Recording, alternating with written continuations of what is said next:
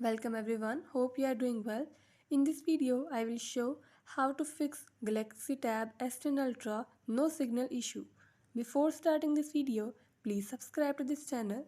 Let's start our video without wasting any time.